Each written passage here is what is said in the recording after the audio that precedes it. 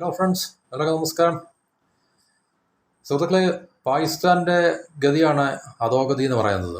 ഇതിലെ കോനിന്മേൽ കുരുവെന്ന് പറയുന്ന പോലെയാണ് പാകിസ്ഥാൻ്റെ ഇപ്പോഴത്തെ അവസ്ഥ എന്ന് പറഞ്ഞു കഴിഞ്ഞാൽ. നമുക്കറിയാം, കഴിഞ്ഞ സെപ്റ്റംബറിൽ പാകിസ്ഥാനും സൗദിയും തമ്മിലൊരു സൈനിക കരാറിലേർപ്പെട്ടിരുന്നു.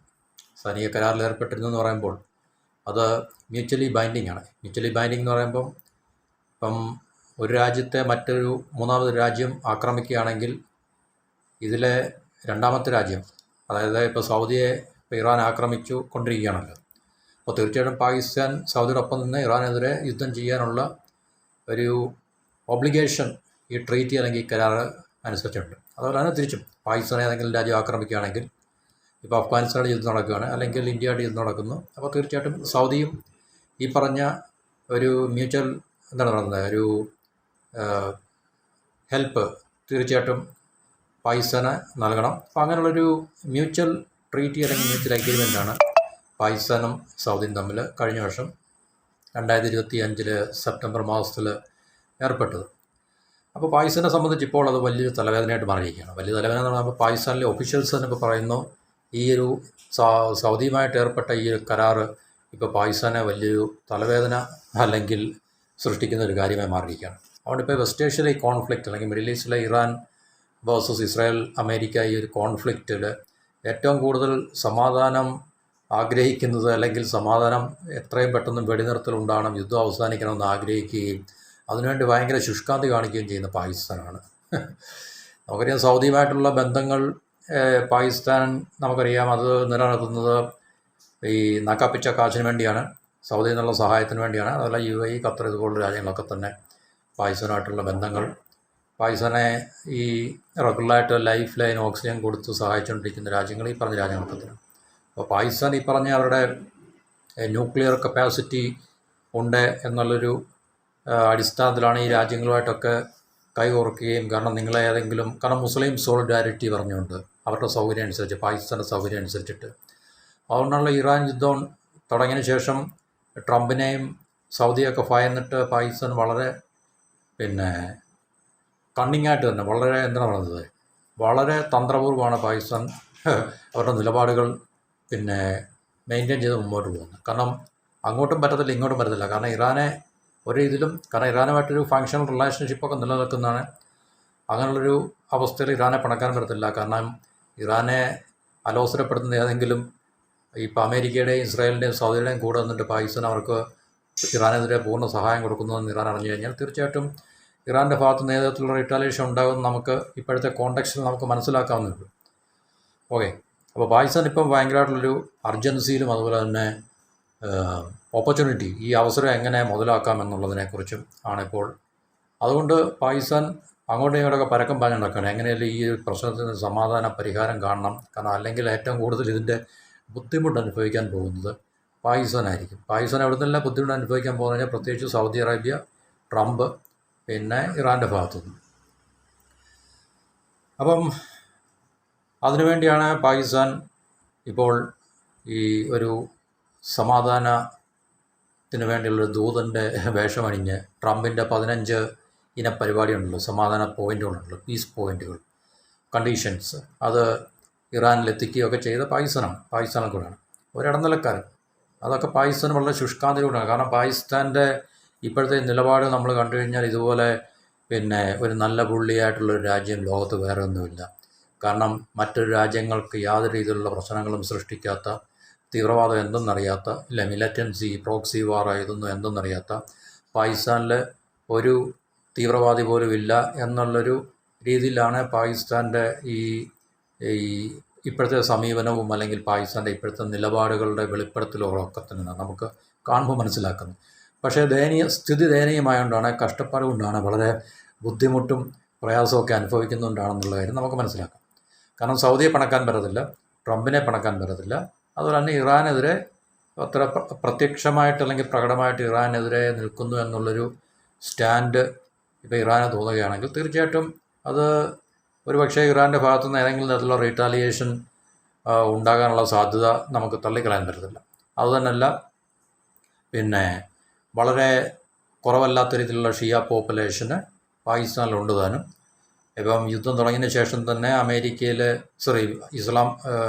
പാകിസ്ഥാനിൽ ഈ പാകിസ്ഥാനി പ്രക്ഷോഭക ഈ അവരുടെ അമേരിക്കൻ എംബസിക്കെതിരെയൊക്കെ വളരെ പ്രക്ഷോഭം ഉണ്ടാക്കുകയും സെക്യൂരിറ്റി ഷൂട്ടിങ്ങിൽ കുറേ ആൾക്കാർ മരിക്കുകയൊക്കെ ചെയ്തതാണ്. അപ്പോൾ തീർച്ചയായിട്ടും പാകിസ്ഥാൻ്റെ ജനതയുടെ ഭാഗത്തു നിന്ന് ആൻറ്റി അമേരിക്കൻ ആൻറ്റി ഇസ്രായേൽ സ്റ്റാൻഡാണ് എപ്പോഴും ഉള്ളത്. പക്ഷേ അവരുടെ ഭരണ സംവിധാനങ്ങളോ അല്ലെങ്കിൽ ഭരണ നേതാക്കളൊക്കെ തന്നെ മറ്റൊരു രീതിയിലുള്ള നിലപാടുകളാണ് അവർ ട്രഡീഷണലായിട്ട് അല്ലെങ്കിൽ ഹിസ്റ്റോറിക്കലായിട്ട് അവർ എടുത്തുകൊണ്ടിരിക്കുന്ന കാര്യം ഒരു വാസ്തവം തന്നെയാണ്.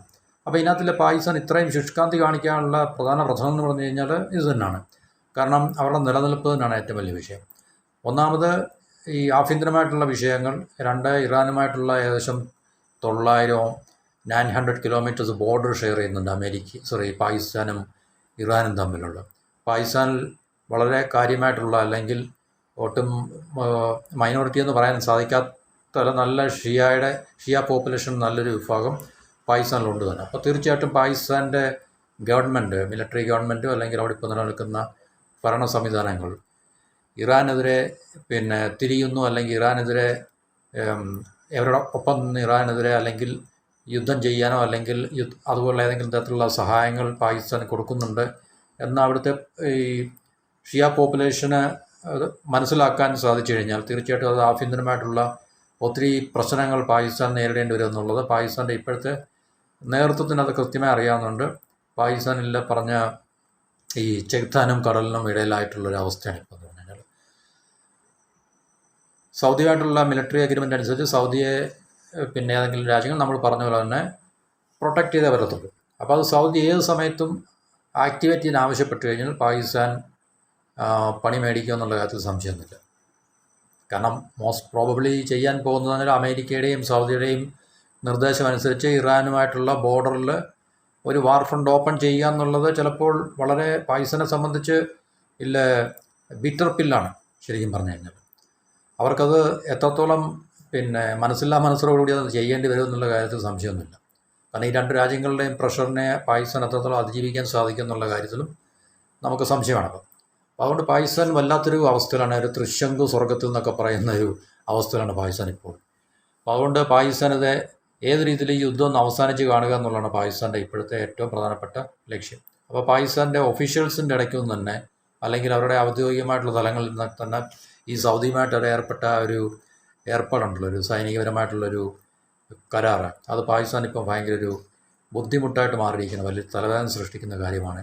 കാരണം വളരെ ഡിസിസീവായിട്ടുള്ളൊരു ആക്ഷൻ പാകിസ്ഥാൻ എടുക്കാൻ സാധിക്കുന്നില്ല. കാരണം സൗദിയുടെ ഒപ്പം നിന്ന് ഇറാനെ എതിർക്കാൻ പോയി കഴിഞ്ഞാൽ തീർച്ചയായിട്ടും ഇറാൻ്റെ ഭാഗത്തു നിന്നുള്ള റിറ്റാലിയേഷനേക്കാളിലും ഉപരിയായിട്ട് ആഭ്യന്തരമായിട്ടുള്ള വലിയ സിവിൽ വാറും പ്രക്ഷോഭങ്ങളും, കാരണം ഓൾറെഡി പാകിസ്ഥാൻ ആഭ്യന്തരമായിട്ടുള്ള ഒത്തിരി പ്രശ്നങ്ങൾ നേരിട്ടുകൊണ്ടിരിക്കുന്ന രാജ്യമാണ്. അപ്പോൾ അതിൻ്റെ കൂടെ ഈ ഒരു പുതിയ പ്രശ്നം കൂടെ ഉരുത്തിരിയുകയാണെങ്കിൽ, എമർജ് ചെയ്യുകയാണെങ്കിൽ തീർച്ചയായിട്ടും പാകിസ്ഥാൻ്റെ ഭരണകൂടത്തിന് എത്രത്തോളം അത് സസ്റ്റെയിൻ ചെയ്യാൻ സാധിക്കുന്നുള്ള കാര്യത്തിൽ അത് പാകിസ്ഥാൻ്റെ ഭരണകൂടത്തിന് വളരെ സംശയം ഉണ്ട്. അതുകൊണ്ടാണ് അത് തീർച്ചയായിട്ടും വളരെ കെയർഫുള്ളായിട്ട് വളരെ കോഷ്യസായിട്ട് മാത്രമേ അവരുടെ ഓരോ സ്റ്റെപ്പുകൾ ഇപ്പോൾ അവരെടുക്കുന്നുള്ളൂ എന്ന് നമുക്ക് കാണാൻ സാധിക്കും.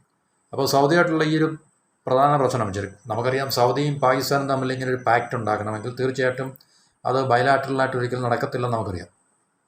അമേരിക്കയുടെ നിർദ്ദേശപ്രകാരമോ അല്ലെങ്കിൽ അമേരിക്കയുടെ പെർമിഷനോ കൂടി മാത്രമേ, പ്രത്യേകിച്ച് ഈ രണ്ട് രാജ്യങ്ങളും അമേരിക്കയുടെ ക്ലയൻറ്റ് സ്റ്റേറ്റ് ആയതുകൊണ്ട് തീർച്ചയായിട്ടും ഒരുപക്ഷെ ഭാവിയിലല്ല, കഴിഞ്ഞ സെപ്റ്റംബർ എന്ന് പറയുമ്പോൾ ഏകദേശം വളരെ കുറച്ച് മാസങ്ങൾ മാത്രമായിട്ടുള്ളൂ. അപ്പം ഇറാനുമായിട്ടുള്ള ഈ യുദ്ധം ഇതുപോലുള്ളൊരു ഫുൾ ഫ്ലഡ്ജ് വാറിലേക്ക് കാര്യങ്ങൾ മാസങ്ങൾക്കുള്ളിൽ ഈ യുദ്ധം ഉണ്ടാകാനുള്ള സാധ്യതയുണ്ടെന്ന് ഒരുപക്ഷെ അവർക്ക് അറിയാമായിരിക്കുമല്ലോ, അമേരിക്കയ്ക്കും അല്ലെങ്കിൽ അതുപോലുള്ള രാജ്യങ്ങൾക്ക് ഒരുപക്ഷെ തീർച്ചയായിട്ടും അറിയാം. കാരണം അവരാണല്ലോ വാർ പ്ലാൻ ചെയ്യുന്നത്. അപ്പോൾ ഒരുപക്ഷെ ഈ ഒരു വാറിനെ മുന്നിൽ കണ്ടുകൊണ്ട് തന്നെയായിരിക്കും ഇറാനെതിരെ ഒരു വാർ ഫ്രണ്ട് പാകിസ്ഥാൻ. കാരണം തീർച്ചയായിട്ടും ഇറാനെ ആക്രമിക്കുമ്പോൾ ഇറാൻ തിരിച്ച് ഈ പറഞ്ഞ രാജ്യങ്ങളെ, GCC രാജ്യങ്ങളെ ആക്രമിക്കും എന്നുള്ള കാര്യത്തിലൊന്നും എവർക്കൊന്നും യാതൊരു സംശയമൊന്നുമുള്ള വിഷയങ്ങളൊന്നുമില്ല. ഈ സൗദിക്കായാലും അമേരിക്കയ്ക്കായാലും അല്ലെങ്കിൽ മറ്റ് ഗൾഫ് രാജ്യങ്ങൾക്കൊക്കെ തന്നെ ആയാലും. കാരണം അത് നമുക്ക് പറയാതെ തന്നെ നമുക്ക് മനസ്സിലാക്കാൻ പറ്റുന്നൊരു കാര്യമാണ്. അപ്പോൾ തീർച്ചയായിട്ടും അമേരിക്ക പോലുള്ള രാജ്യത്തിന് അവർക്കത് മനസ്സിലാകത്തില്ല അല്ലെങ്കിൽ മനസ്സിലായിട്ടില്ല എന്നല്ലല്ലോ തീർച്ചയായിട്ടും. കാരണം അങ്ങോട്ട് ആക്രമിക്കുമ്പോൾ തീർച്ചയായിട്ടും ഇറാൻ്റെ ഭാഗത്തുനിന്ന് റീറ്റാലിയേഷൻ ഉണ്ടാകും. അത് ഉണ്ടാകാൻ സാധ്യതയുള്ള, കാരണം നെയ്ബറിങ് രാജ്യങ്ങളായിട്ടുള്ള GCC രാജ്യങ്ങളൊക്കെ തന്നെ ആയിരിക്കും. കാരണം എസ്പെഷ്യലി അവിടെ അമേരിക്കൻ ബേസസും അല്ലെങ്കിൽ അവരുടെ ഇൻ്റലിജൻസിൻ്റെ ഓപ്പറേഷൻസും ഒക്കെ ഉള്ളതുകൊണ്ട് തീർച്ചയായിട്ടും ഇറാൻ ടാർഗറ്റ് ചെയ്യുന്നത് ഈ പറഞ്ഞ GCC രാജ്യങ്ങളൊക്കെ തന്നെ ആയിരിക്കും. അപ്പോൾ തീർച്ചയായിട്ടും സൗദിയും ആക്രമിക്കപ്പെടാൻ സാധ്യതയുണ്ട്. അപ്പം അങ്ങനെ ആക്രമിക്കപ്പെടാൻ സാധ്യതയുള്ളതുകൊണ്ടും അങ്ങനെ ആക്രമിക്കപ്പെടുമ്പോഴും ഈ പറഞ്ഞ കാരണം അമേരിക്കയെ സംബന്ധിച്ച് ഇപ്പോൾ അവരെ ഏറ്റവും നേരിടുന്ന വലിയ പ്രശ്നം എന്താണ്? കാരണം അവരുടെ എയർ ക്യാമ്പയിൻ കൊണ്ടൊന്നും അവർ ഉദ്ദേശിച്ച ഫലങ്ങൾ അല്ലെങ്കിൽ റിസൾട്ട് ഉണ്ടാക്കിയെടുക്കാൻ സാധിച്ചില്ല. കാരണം ഇറാനെ പൂർണ്ണമായിട്ടും അമേരിക്കയുടെ ഇസ്രായേലിൻ്റെയും കൈകളിൽ അല്ലെങ്കിൽ കൈപ്പിടിയിൽ ഒതുക്കാനോ അല്ലെങ്കിൽ അവിടുത്തെ ഭരണമാറ്റമൊന്നും അവർക്ക് സാധിച്ചില്ല എന്നുള്ളത് നമുക്ക് ഇപ്പോൾ കാണാൻ കഴിയുന്ന ഒരു കാര്യമാണ്. അവിടെ ഒരു ഗ്രൗണ്ട് ഇൻവേഷൻ അല്ലെങ്കിൽ ഒരു ആർമിയുടെ ട്രൂപ്സിൻ്റെ ഇൻവേഷൻ അല്ലെങ്കിൽ ഇറാനിലേക്കൊരു ട്രൂപ്പിൻ്റെ ഇൻവേഷൻ അമേരിക്ക ഇനിയും അത് സാധ്യമാക്കി എടുക്കുക എന്നുള്ളത് നമുക്കറിയത്തില്ല. ഏത് വഴി അമേരിക്ക അത് സാധ്യമാകും എന്നുള്ളത് നമുക്കറിയത്തില്ല. കാരണം ഒരു പക്ഷേ ഇതിനേക്കാൾ കൂടുതൽ ഡാമേജും ഡിസ്ട്രക്ഷനും അമേരിക്ക നേരിടാൻ പോകുന്ന ഒരു അവസരമായിരിക്കാം. അത് നമുക്ക് ഒരു പക്ഷേ അതിൽ കൂടെ നമുക്ക് കാണാൻ കഴിയുന്നൊരു പിക്ചർ എന്ന് പറഞ്ഞാൽ, കാരണം അത്ര എളുപ്പമുള്ള കാര്യമല്ല. കാരണം ഇറാനെ സംബന്ധിച്ച് അവരുടെ ഇപ്പോൾ എയർഫോഴ്സും നേവിയൊന്നും അത്ര സ്ട്രോങ് അല്ലെങ്കിൽ തന്നെയും അവർ വളരെ നമ്മളെപ്പോഴും എല്ലാവർക്കും അറിയാം, ലോകത്തിൽ എല്ലാവർക്കും അറിയാവുന്ന കാര്യമാണ്, വളരെ പവർഫുള്ളായിട്ടുള്ള, വളരെ ഡേഞ്ചറസ് ആയിട്ടുള്ള, വളരെ ലീത്തലായിട്ടുള്ള ഒരു റോക്കറ്റ് ഡ്രോൺ ഫോഴ്സാണ് അവർ. അതുപോലെ തന്നെ അവരുടെ IRGC ആർമി മിലിറ്ററി ആ വിങ് എന്നൊക്കെ പറഞ്ഞു കഴിഞ്ഞാൽ വളരെ എന്താണ് പറയുക, വർത്തിനസ്സും അല്ലെങ്കിൽ അതുപോലെ തന്നെ എഫിഷ്യൻ്റ് ആയിട്ടുള്ള ഒരു ഫോഴ്സാണ് അവർ. എണ്ണത്തിൽ കൂടുതലുണ്ട് തീർച്ചയായിട്ടും.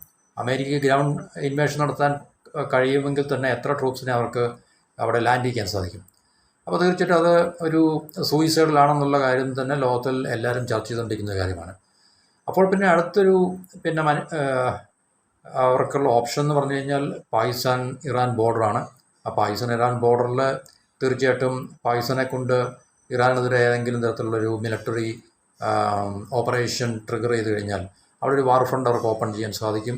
അല്ലെങ്കിൽ വാർ ഫ്രണ്ട് ഓപ്പൺ ചെയ്യാൻ കഴിയണമെന്നുള്ള ഒരു പക്ഷേ ലക്ഷ്യത്തിലൂടെ ആയിരിക്കും ഈ പറഞ്ഞ സൗദിയും പാകിസ്ഥാനും തമ്മിൽ, അല്ല പാകിസ്ഥാനെ അവിടെ കൊണ്ട് ട്രാപ്പ് ചെയ്ത് ചിലപ്പോൾ നമ്മൾ ഒരു പക്ഷേ ഈ ഒരു യുദ്ധം മുന്നിൽ കണ്ടുകൊണ്ട് തന്നെ ആയിരിക്കും ഈ യുദ്ധം തുടങ്ങിക്കഴിഞ്ഞാൽ സൗദിയെ ഇറാൻ അറ്റാക്ക് ചെയ്യാൻ സാധ്യതയുണ്ട്. അപ്പോൾ തീർച്ചയായിട്ടും സൗദിക്ക് ഈ മിലിറ്ററി അഗ്രിമെൻറ്റ്, പാകിസ്ഥാനുള്ള മിലിറ്ററി അഗ്രിമെൻറ്റ് അവർക്ക് ആക്ടിവേറ്റ് ചെയ്യാനും പാകിസ്ഥാനുടെ ഇറാനുമായിട്ടുള്ള ബോർഡറിൽ ഈ പറഞ്ഞ മിലിറ്ററി അമേരിക്കയുടെ നിർദ്ദേശമനുസരിച്ചുള്ള ഒരു വാർ ഫ്രണ്ട് അല്ലെങ്കിൽ യുദ്ധമുഖം അവിടെ തുറക്കുവാൻ കഴിയണം. അല്ലെങ്കിൽ പാകിസ്ഥാനെ പ്രഷർ ചെയ്തത് തീർച്ചയായിട്ടും ഉണ്ടാക്കിയെടുക്കുക എന്നുള്ളതായിരിക്കും ചിലപ്പോൾ അന്ന് ഈ സൗദിയും പാകിസ്ഥാനും തമ്മിലുള്ള മിലിറ്ററി ട്രീറ്റിയുടെ അവരുടെ ഒരു ഹിഡൻ അജണ്ട.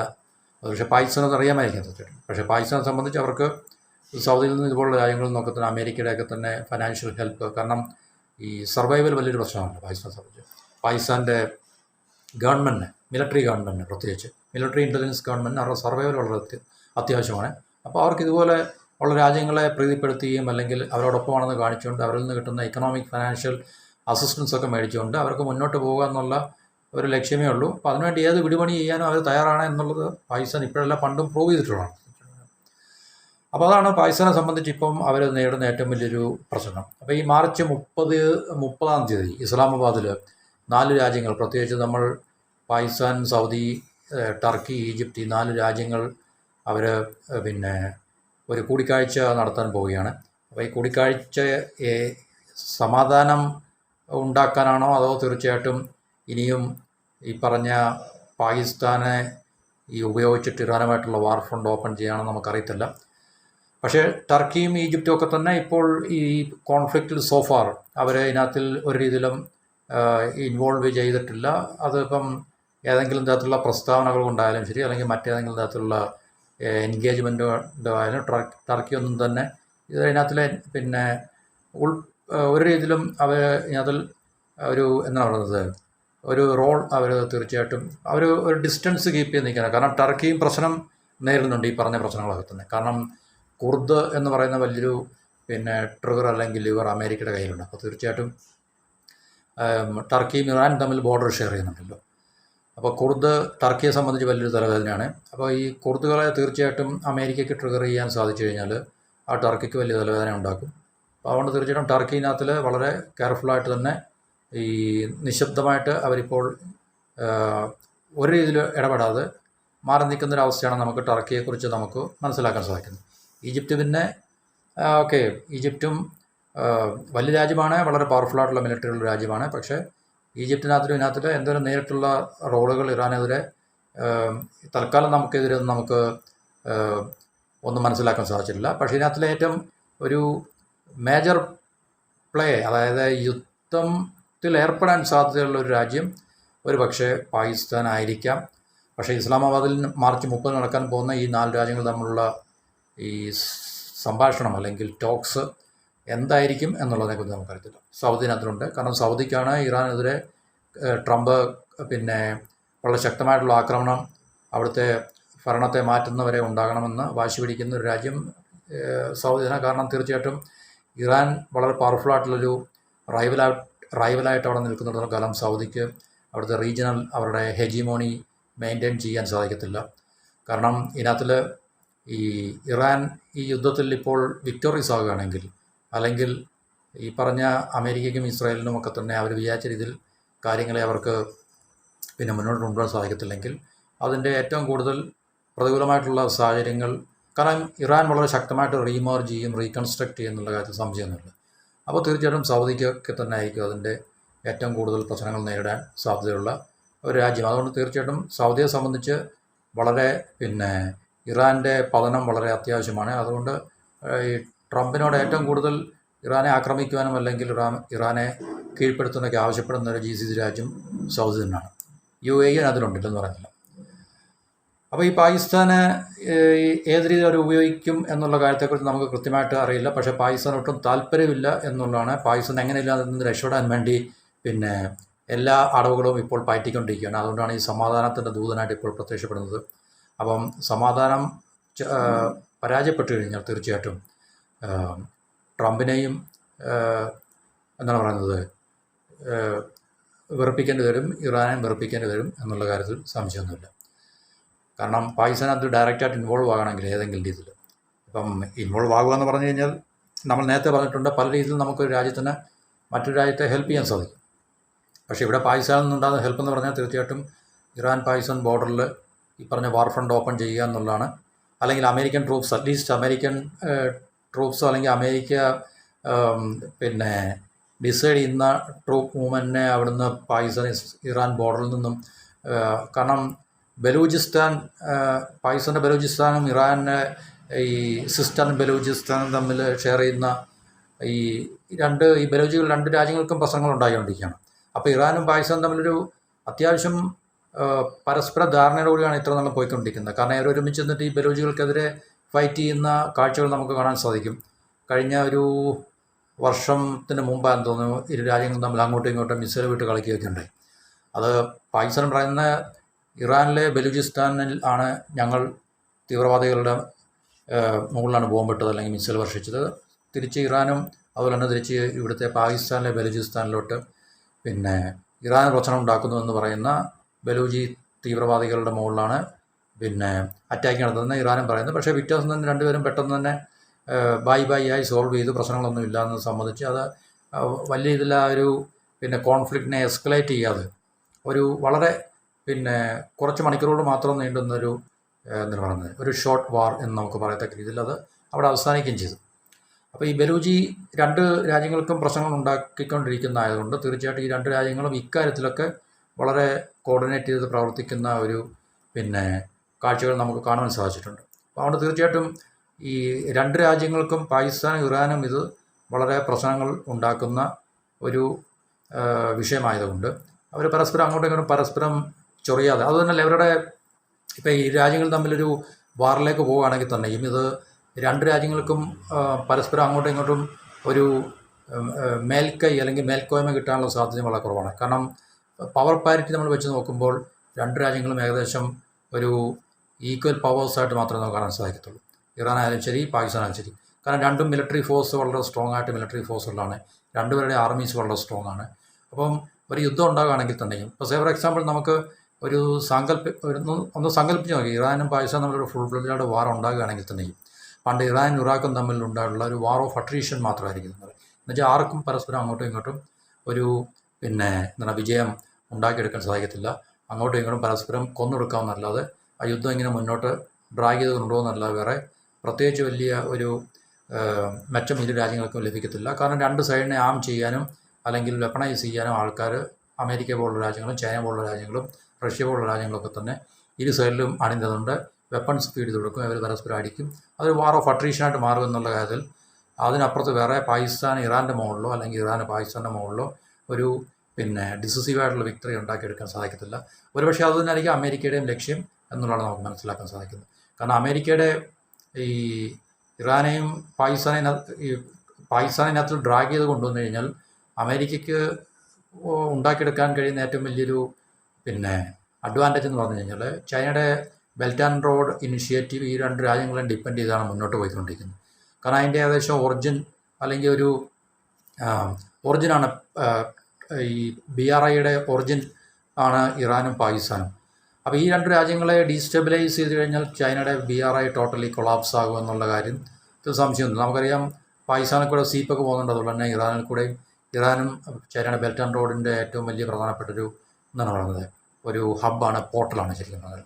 അപ്പോൾ ഈ രണ്ട് രാജ്യങ്ങളെ ഡീസ്റ്റെബിലൈസ് ചെയ്യുക എന്നുള്ളത് അമേരിക്കയുടെ ചൈനയുടെ ഈ പറഞ്ഞ ഇക്കണോമിക് അംബീഷൻ വെച്ച് നമ്മൾ അനലൈസ് ചെയ്ത് നോക്കുമ്പോൾ തീർച്ചയായിട്ടും ഈ രണ്ട് രാജ്യങ്ങളെ പരസ്പരം തമ്മിലടിപ്പിക്കുക എന്നുള്ളത് അമേരിക്കയുടെ ഏറ്റവും വലിയൊരു ഗൂഢലക്ഷ്യമാണ് എന്ന് നമുക്ക് മനസ്സിലാക്കാൻ സാധിക്കും. കാരണം ആ ഗൂഢലക്ഷ്യത്തിൻ്റെ അല്ലെങ്കിൽ ആ ഒരു അങ്ങനെയുള്ളൊരു കോൺഫ്ലിക്റ്റ്, ഇറാനും പാകിസ്ഥാനും തമ്മിലൊരു കോൺഫ്ലിക്റ്റ്, നമുക്കതിനെ ഒരു ലോ ഇൻറ്റൻസിറ്റി കോൺഫ്ലിക്റ്റ് എന്ന് പറയാൻ പറ്റില്ല. എന്നുവെച്ചാൽ ഈ പറഞ്ഞ കുറച്ച് മണിക്കൂറോ അല്ലെങ്കിൽ 1-2 ദിവസമോ അല്ലെങ്കിൽ ഒരാഴ്ച നീണ്ടു നിൽക്കുന്ന യുദ്ധമായിരിക്കത്തില്ല. തീർച്ചയായിട്ടും പാകിസ്ഥാൻ ഈ വാറിൽ ഇറാനെതിരെ യുദ്ധത്തിൽ ഏർപ്പെടുകയാണെങ്കിൽ അതൊരു ലോങ് ഡ്രോൺ ഔട്ട് കോൺഫ്ലിക്റ്റ് തന്നെ ആയിരിക്കും എന്നുള്ള അത് യാതൊരു സംശയമൊന്നുമില്ല.